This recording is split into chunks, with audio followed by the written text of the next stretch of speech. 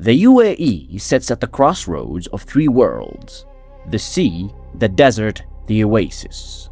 For centuries, the people who lived here moved between all three, fishing and diving on the coast in summer, grazing camels deep in the desert interior in winter, farming dates in the oasis settlements in between. They had no fixed address. They did not need one.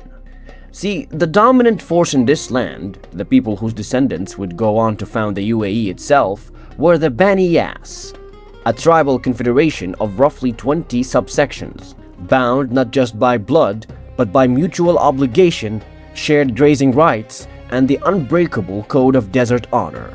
Their heartland was the Liwa Oasis, deep in the sands of what is now Abu Dhabi.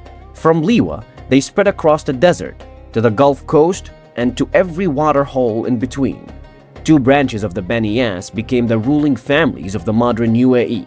The Al Falah, ancestors of the Al Nahyan family that rules Abu Dhabi today, and the Al Falasa, ancestors of the Al Maktoum family that rules Dubai. Both were Bedouin.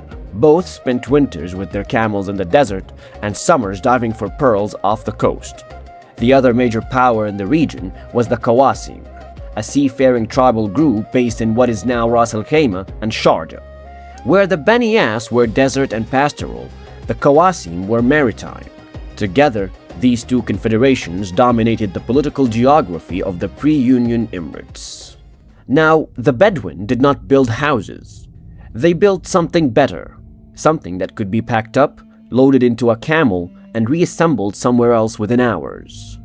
It was called Bait Al Sha'ar. It translates to the house of hair. It was the defining object of Bedouin life, woven from goat hair mixed with sheep's wool. Its panels were stitched together into long strips called shikak. When it rained, the fibers swelled and locked together, making the roof waterproof and windproof. In summer heat, the loose weave allowed air to circulate inside. In a sandstorm, it held. In the sun, it provided deep shade. Bait Al Sha'ar was the perfect invention for a very punishing environment like the Arabian desert. Now, the tent size told you everything you need to know about the owner. A tent with more poles, more sections, called bawahir, and it belonged to a wealthier man. A simple two-pole tent was a poor man's shelter. The inside was divided. The men's section, the majlis, faced outward and was open to any stranger who arrived. The women's section, behind a woven divider, was private. The majlis was not decoration. It was infrastructure. Any traveler who arrived, friend, stranger, even enemy under the rules of tribal hospitality was entitled to 3 days of food and shelter without being asked a single question. Refusing a guest was a disgrace that could follow a family for generations. Coffee, brewed from green cardamom-spiced beans and poured from a copper della into small handless cups, was the first thing offered, then dates, and then food. Of course, if the tent was the Bedouin's home, the camel was everything else. You see, the camel is built for this landscape in ways that seem almost engineered. It can go days without water. Its wide, flat feet distribute weight across loose sand. Its body temperature fluctuates to conserve moisture. In the deep desert, where the nearest water source might be 2 days' walk away, a camel was the difference between life and death. The Bedouin knew this. Their poetry was full of camels. Their social structure was organized around camel herds. Their seasonal migration followed the routes where camels could graze. The relationship between a Bedouin family and their herd was intimate. Individual animals were named, their qualities debated, their deaths mourned. Now, if the camel sustained life in the desert, the falcon extended it. Falconry has been practiced in the Arab region for 4,000 years. The Bedouin used falcons to hunt, catching hubara bustards and other desert birds that supplemented a diet of dates and camel milk in the deep desert where other food sources were scarce. The falcon's speed, eyesight, and trainability made it the perfect hunting partner in terrain where a man on foot or horseback could not cover ground fast enough. But the falcon was never just a hunting tool. It was a companion. Falconers carried their birds on their wrist for hours, keeping them calm, building trust. A well-trained falcon was worth more than many camels. Sheikhs and tribal leaders competed over the finest birds. Falconry became a demonstration of patience, skill, and nobility, values the desert culture prized above almost everything else.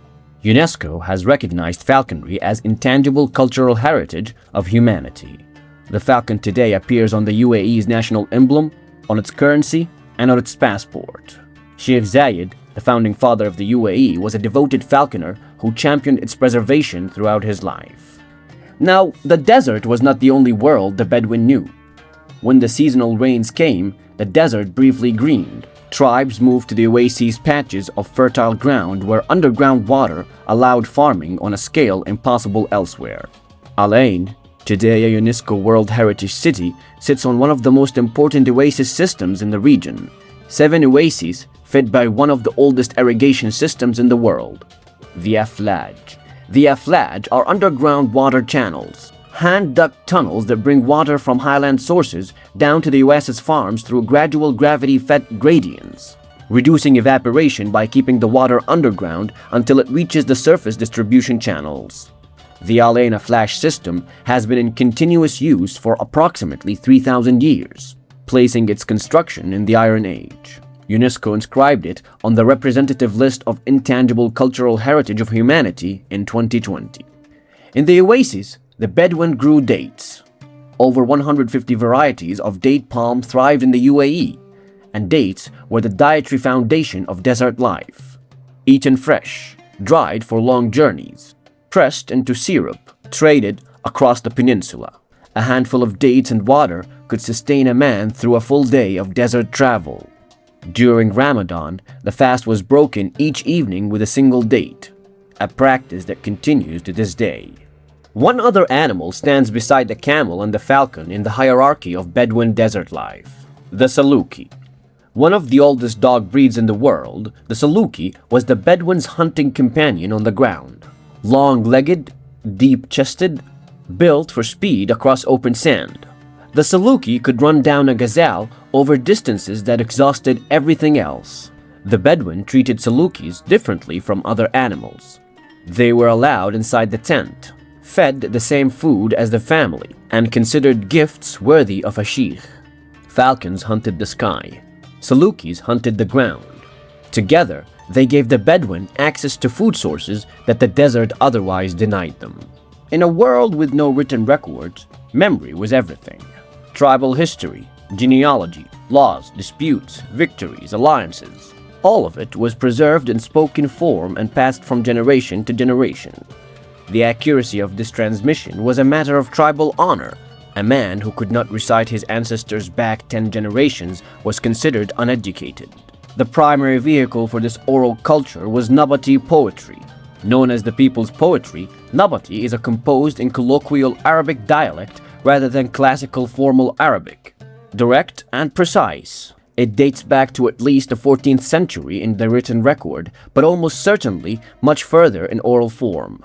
Nabati poetry covered everything: praise and insult, grief and pride, love and war, the qualities of a fine camel, the treachery of a rival tribe. It was described by one heritage researcher as the newspaper of the Bedouins, a running account of everything that mattered. Poets held genuine power in Bedouin society. A skilled poet could shame a tribe into action, praise a leader into legitimacy, or negotiate a truce through verse. Sheikh Zayed himself was known to compose Nabati poetry throughout his life. Now, the Bedouin had no cities, no written law, no standing army, no central government. What they had was a code, a shared set of obligations around hospitality, honor, loyalty, and careful management of scarce resources. That held communities together across hundreds of miles of empty desert for centuries. The code did not disappear when the oil came and the cities rose. It went underground, into architecture, into ceremony, into the coffee poured from Adela the moment a guest walks through a door, into a falcon riding the wrist of a man who could fly to Dubai in an hour but chose to spend his morning in the desert. In the next episode, we go to the coast, the ships, the shipbuilders, and the trade routes that connected this small stretch of shoreline to the entire Indian Ocean world.